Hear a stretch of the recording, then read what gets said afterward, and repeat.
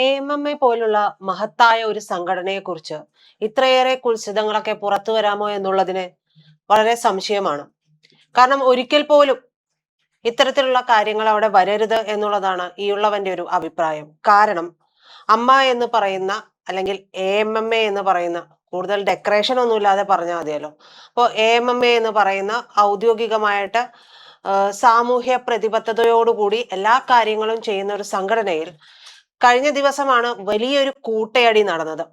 അത് ആരും പ്രതീക്ഷിക്കാത്തതായിരുന്നു. കാരണം അതിനു മുമ്പുണ്ടായിരുന്ന കമ്മിറ്റി ഏറ്റവും നല്ല രീതിയിൽ പ്രവർത്തിച്ചിരുന്നത് കൊണ്ട് അതിനെ തുടർന്ന് കൂടുതൽ ആരോപണങ്ങളും പ്രശ്നങ്ങളും ഒന്നും വരാതിരുന്നതിനെ തുടർന്നും അതിനെ മാറ്റിയിട്ടാണ് ഞങ്ങൾ ഇനി പെൺഭരണമാകാം എന്നുള്ള അവസ്ഥയിലേക്ക് കാര്യങ്ങൾ വരികയും പെണ്ണുങ്ങൾ ചേർന്നുകൊണ്ട് ഭരിക്കാൻ തുടങ്ങുകയും ഒക്കെ ചെയ്തത്.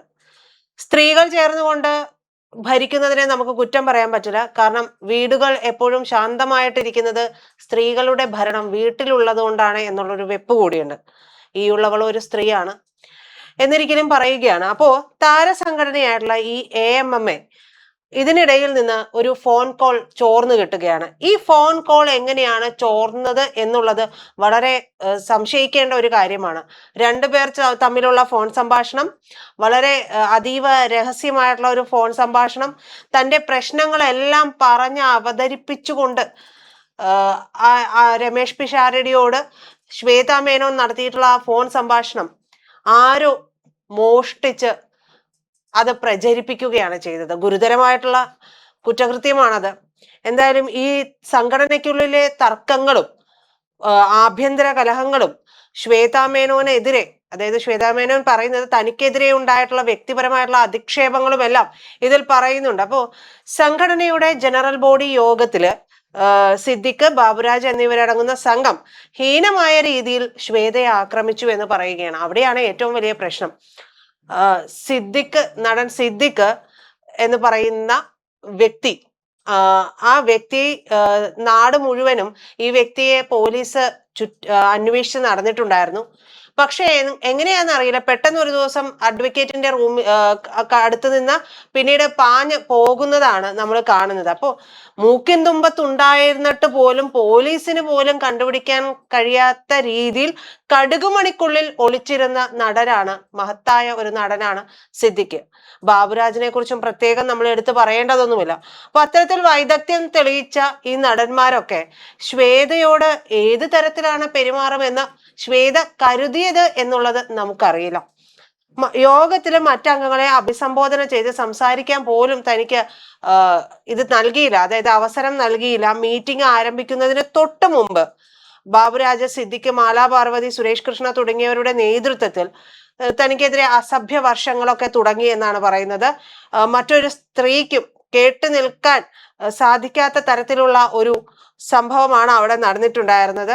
തനിക്ക് ഇതൊന്നും കേട്ടു നിൽക്കാനായിട്ട് തൊലിക്കട്ടി ഉണ്ടായിട്ടല്ലെന്നും, മറിച്ച് അമ്മ എന്ന് പറയുന്ന സംഘടനയുടെ അന്തസ്സിനെ കുറിച്ച് ആലോചിച്ചിട്ടുമാണ് ഇതെല്ലാം സഹിച്ചതെന്നാണ് പറയുന്നത്. ശ്വേതാ മേനോന്റെ ആ ഒരു നല്ല മനസ്സിന് നമ്മൾ നല്ലൊരു നമസ്കാരം കൊടുക്കണം. കാരണം തൊലിക്കട്ടി ഇല്ലാതെ ഇരുന്നിട്ടും അത്രയേറെ അസഭ്യ വർഷം, അത് ഒരാളല്ല, കൂട്ടം ചേർന്നുകൊണ്ട് അസഭ്യ വർഷം നടത്തുന്നു, അത് കേട്ടു നിൽക്കുന്നു. അത് നമ്മൾ പറഞ്ഞില്ലേ, മഹത്തായ പാരമ്പര്യമുള്ള AMMA എന്ന് പറയുന്ന സംഘടന, ആ സംഘടനയുടെ നല്ല ഭാവിയെ കുറിച്ച് ചിന്തിച്ചിട്ടാണ് ശ്വേത അത് ചെയ്തത്. എന്തായാലും നിയമപരമായിട്ട് മുന്നോട്ട് പോകാനൊക്കെയാണ് ഈ കാര്യങ്ങൾ താൻ തീരുമാനിച്ചിരിക്കുന്നത് എന്നുള്ള കാര്യങ്ങളൊക്കെ പറയുന്നുണ്ട്.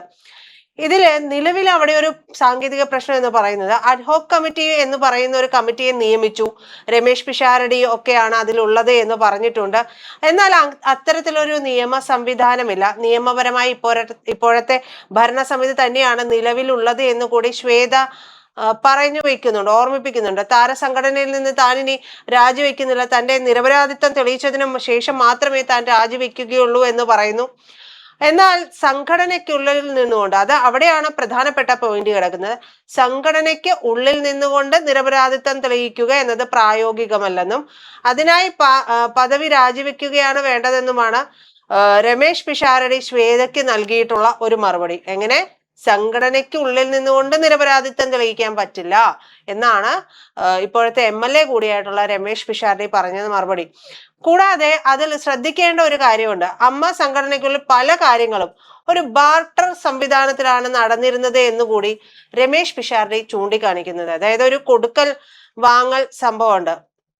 നീ എനിക്ക് ചക്ക തന്നാൽ ഞാൻ നിനക്ക് മാങ്ങ തരാം എന്ന് പറയുന്ന ആ ഒരു വലിയ നയപരമായിട്ടുള്ള കാര്യങ്ങളിലൂടെയാണ് അമ്മയിലെ കാര്യങ്ങൾ നടന്നുകൊണ്ടിരുന്നത്. അപ്പോൾ എന്തെല്ലാം കാര്യങ്ങളാണ്, ആരുമായിട്ടൊക്കെയാണ് ഈ ബാർട്ടർ സമ്പ്രദായം നടന്നിട്ടുള്ളത്, അത് ഏതെല്ലാം രീതിയിലാണ് നടന്നിട്ടുള്ളത് എന്നുള്ളത് പുറത്തു വരേണ്ട ഒരു കാര്യമാണ്. കാരണം ഞാൻ ആദ്യം പറഞ്ഞതാണ്, അമ്മ എന്ന് പറയുന്ന അല്ലെങ്കിൽ AMMA എന്ന് പറയുന്ന സംഘടന ഏറ്റവും സാമൂഹ്യ പ്രതിബദ്ധതയുള്ള ഒരു സംഘടനയായതുകൊണ്ട്, ജനങ്ങൾ ഇത് അറിയേണ്ട വിഷയമായതുകൊണ്ടും ഏറ്റവും പ്രാധാന്യം അർഹിക്കുന്ന ഒരു രാഷ്ട്രീയ വിഷയമായതുകൊണ്ടും, പ്രത്യേകം ശ്രദ്ധിക്കണം, രാഷ്ട്രീയ വിഷയമായതുകൊണ്ടും ഇതെല്ലാം നമ്മൾ പുറത്തു വരണം. കാരണം ഇതെല്ലാം കണ്ടും കേട്ടും ഇരുന്ന് നമ്മുടെ ചെവിക്കൊക്കെ ഒരു അടവ് സംഭവിക്കാനുള്ള സാധ്യതയുണ്ട്. നിങ്ങളപ്പോ എത്രയും പെട്ടെന്ന് അതിനൊരു ട്രീറ്റ്മെന്റും എടുക്കേണ്ടി വരും. കാരണം ഇപ്പൊ തന്നെ ഈ ബാർട്ടർ സമ്പ്രദായം വരെയാണ് പുറത്തു വന്നിരിക്കുന്നത്.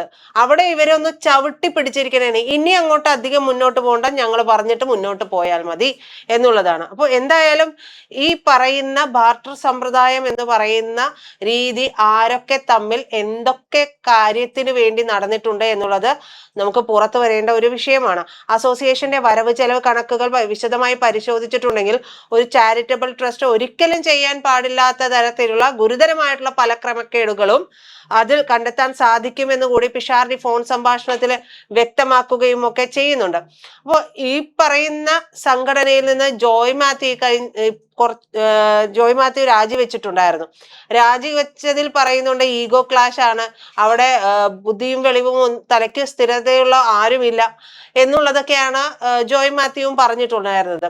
അദ്ദേഹമാണെങ്കിൽ ബുദ്ധിജീവി ആയതുകൊണ്ട് ഈ പറയുന്ന കുറച്ച് ബുദ്ധിക്കുറവുള്ള ഇവരെ അംഗീകരിക്കാനും സാധിക്കാത്ത ഒരു വിഷയമായിരിക്കും അതിനുള്ളിൽ സംഭവിച്ചിട്ടുണ്ടാവുക.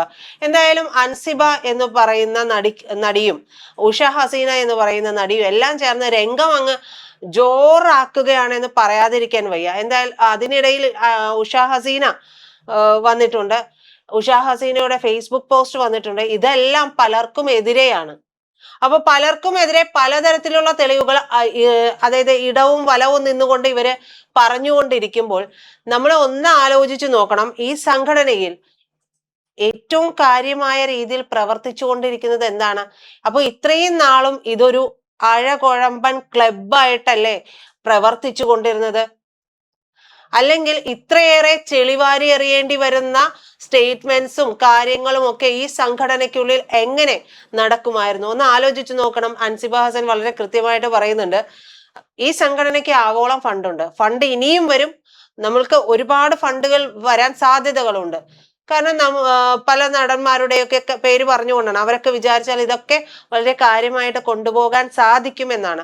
അപ്പൊ ഈ പറയുന്ന സംഘടനയെ ഉപയോഗിച്ചുകൊണ്ട്, ഇതിന്റെ ഫണ്ട് ഉപയോഗിച്ചുകൊണ്ട് ഇവരൊക്കെ നടത്തിയിട്ടുള്ള തിരിമറികളും ലാവിഷ് ജീവിതവും പോഷ് ജീവിതവും, അതായത് അങ്ങനത്തെ ഒരു ഏതെങ്കിലും ഒരു കാര്യം, ഏതെങ്കിലും ലക്ഷ്മിപ്രിയ ആയിക്കോട്ടെ, ശ്വേത ആയിക്കോട്ടെ, ഉഷ ഹസീന ആയിക്കോട്ടെ, അങ്ങനെയുള്ള ആരെങ്കിലും ഒക്കെ പറഞ്ഞതിൽ ഏതെങ്കിലും ഒരു അളിഞ്ഞ കാര്യമല്ലാതെ മറ്റെന്തെങ്കിലും പറഞ്ഞിട്ടുണ്ടോ?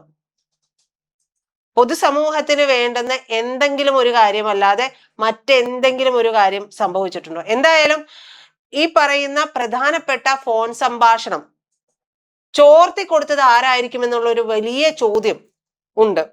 അപ്പൊ അതിൽ രണ്ടുപേരെയാണ് നമ്മൾ സംശയിക്കേണ്ടത്. ഒന്ന് രമേശ് പിഷാരടിയാണ്, രണ്ടാമത്തേത് ശ്വേതാ മേനോനാണ്. ഈ ശ്വേതാ മേനോൻ എന്തിനിത് ചെയ്തു എന്നുള്ളതുണ്ട്. അപ്പൊ വേണമെങ്കിൽ ചോദിക്കാൻ രമേശ് പിഷാരടിയോ? അതെ, ആകാം. ഇതിന്റെ ഉത്തരവാദിത്തം തെളിയിക്കേണ്ടത്, ഇതിന്റെ നിരപരാധിത്വം ഒക്കെ തെളിയിക്കേണ്ടത് ഇവര് രണ്ടുപേരുമാണ്. പക്ഷെ ഒന്നുണ്ട്, മലയാളികൾക്ക് ഇത്തരം കാര്യങ്ങൾ കേട്ടിട്ട് മടുത്തു തുടങ്ങിയിട്ടുണ്ട്. അതുകൊണ്ടാണ് ഒരു മാധ്യമം ഇനി ഇത്തരം കാര്യങ്ങൾ റിപ്പോർട്ട് ചെയ്യുന്നില്ല എന്ന് പറയുന്നത്. പലരും ഇത്തരം കാര്യങ്ങളൊക്കെ ചെയ്യുന്നത് അവരുടെ റേറ്റിങ്ങിന് വേണ്ടി കൂടിയാണ്. സത്യത്തിൽ മടുത്തു തുടങ്ങിയിരിക്കുന്നു ഈ ചീഞ്ഞ കാര്യങ്ങൾ കേട്ടിട്ട്.